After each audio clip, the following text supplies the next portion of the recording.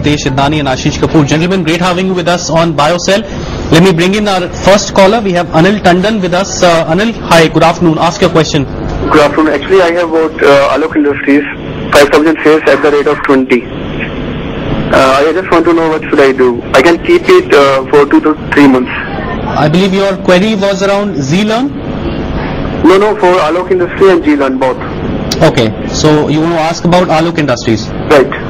Was of course the query that was sent, but the investor is more interested in finding out about Alok Industries. What's your advice to the investor?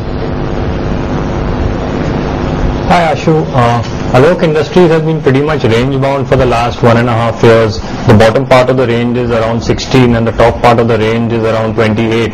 So we are somewhere near the bottom part of the range. So the trader wants to play this range. He could buy now, keeping a stop loss at 16 and hope to make a quick gain of 5 to 6 rupees if the stock moves upward. But overall, it's in a trading range. It's not trending definitely. So we need to break out of the range above 28 to see some meaningful gains in the stock above 28. And obviously, if we go below 16, then it's bad news for the counter. Okay. The next one is an SMS on Orbit Corporation, the Mumbai-based real estate major. Sachin has written to us from Belgaum. Sachin holds about 1800 shares of Orbit Corporation at 42 rupees and wants to know what he should do. I mean, it's actually a case of how low is too low. Just look at where the stock used to trade around 2007-8, and after that we can't even compare the levels now and then. More downside, or do you see at some point of time obviously buying will come in? Looks like Ashu, the stock has had some wild movements. It touched a high of 550 odd levels in Jan 2008 and then it fell to around 1920 in December of the same year. Once again rose to 176 in Jan 2010. Currently it's in a clear downtrend. It's below all major moving averages and is also making a pattern of lower tops and bottoms. So my advice would be it has to go above 46 for the first signs of bullishness to come in this counter. So keeping all this in mind, my advice would be to exit this counter at current levels. Okay. Still on Pantaloon, Hamza has written to us, has 50 shares of Pantaloon at 350 rupees a share, and the question is when can she expect profits on this particular counter, 257. Perhaps on the FDI and retail story, this is the prominent contender. If the sector opens up, could be the biggest gainer if there is some kind of investor or some kind of a partner which comes in for Pantaloon, a flagship name for the future group. Ashish, Pantaloon? If you see the counter currently, it is in a downtrend. If it goes below 230, it is extremely negative for this counter. So I would suggest the investor to keep 230 as a stop loss. And for this counter to actually get bullish and into a confirmed uptrend, it needs to cross 300 and sustain above those levels. In my United States, I am holding 15 shares at the rate of 825. So whether I can average or exit? All right. Ashish, United Spirits? Ashu, the stock is clearly in a downtrend. It's making a pattern of lower tops and bottoms, and in fact it seems to be picking up velocity. My advice would be to exit this counter, and we can always enter this counter when a fresh uptrend starts. Okay. Vivek, if you can hear me, go ahead please.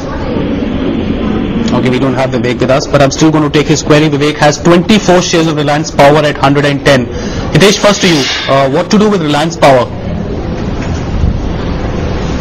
I've got a hold on this, Ashu. Although the counter is bearish, but since the investors bought in somewhere around 110 and the counter is currently at 85, 84, 85 odd levels, I've got a stop loss at around 80. So my advice to him would be to hold on.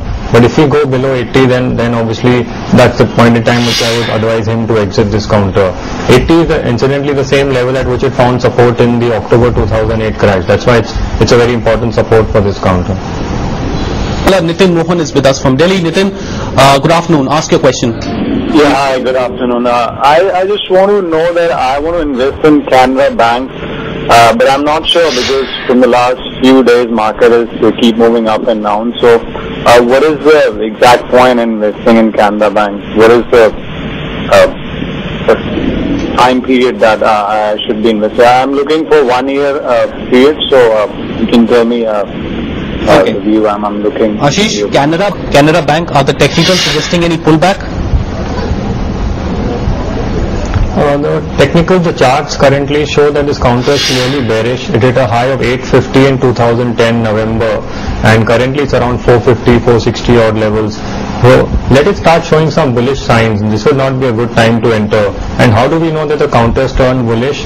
It should start showing a pattern of higher tops and higher bottoms. That would be the point in time to enter, because we do not know how much downside is there further ahead. So I would not advise the investor to enter currently.